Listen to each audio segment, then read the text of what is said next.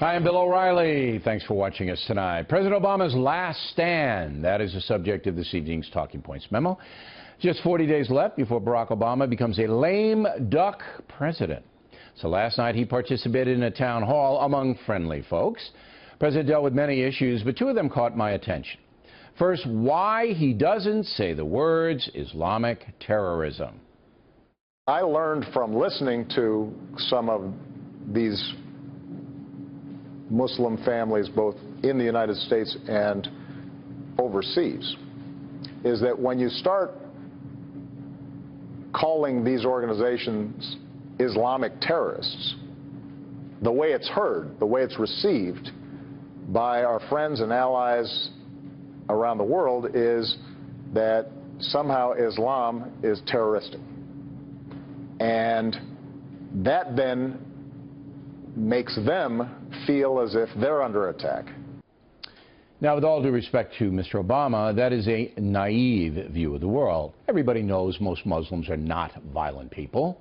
However, many Muslim nations contribute heavily to terrorism. Iran, for example, is a rogue country that actually helps terrorists kill people. Pakistan allows the worst jihadists to live on its soil and plot their murder scenarios. Saudi Arabia allows radical Muslim preachers to indoctrinate children with hatred against non-Muslims. And in Africa, there are a number of governments that allow Muslim killers free rein. So the jihad is not an aberration. It is a well-financed, well-organized movement that has gained support among a significant number of Muslims worldwide. That's the truth. By being soft on the jihad, by failing to confront the worldwide evil, President Obama has allowed ISIS and other groups to gain strength. It is a fact that some young Muslims believe the jihad is winning because it has not been crushed as it should have been.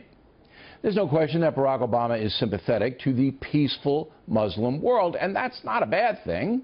We need allies like Jordan, Egypt, and Morocco.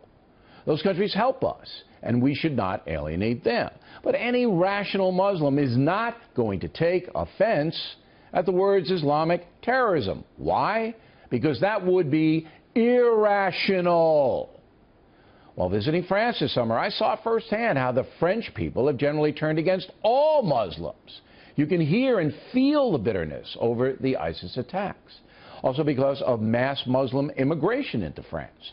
Some of that bitterness is not rational and could be mitigated if the French Muslim population would outwardly condemn the jihad.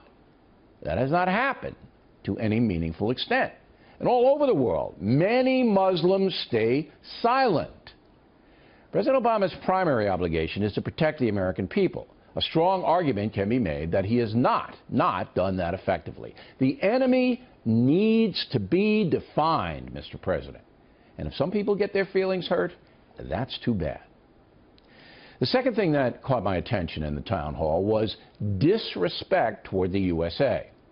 As you know, some Americans believe this is not a noble country, that blacks, for example, are treated harshly by the system simply because of their skin color.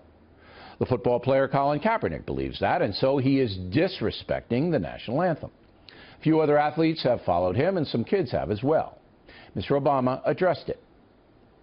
So I want Mr. Kaepernick and others who are on a knee, I want them to listen to the pain that may cause somebody who, for example, had a spouse or a child who was killed in combat, and why it hurts them to see somebody not standing.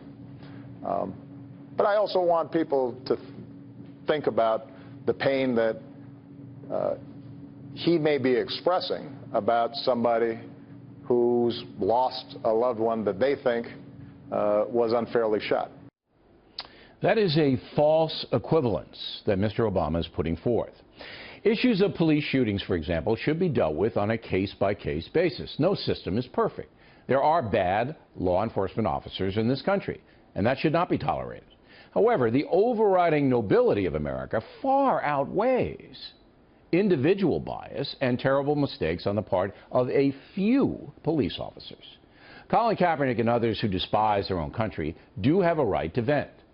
But by taking things out of context, by diminishing the proud history of this country in freeing millions of people all over the world, Those anti-American displays insult us. President Obama should not equate personal disenchantment with mistakes, even fatal ones, when it comes to respecting the legacy of this country. Mr. Obama did redeem himself somewhat by saying this. I believe that us honoring our flag and our anthem is part of what binds us together as a nation. And I think that for me, for my family, for those who work in the White House, we recognize what it means to us, but also what it means to the men and women who are fighting on our behalf.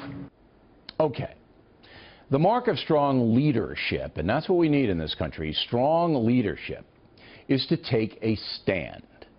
Mr. Obama understands that diminishing America is a bad choice, but somehow he always equivocates and does not make his points with certainty and clarity.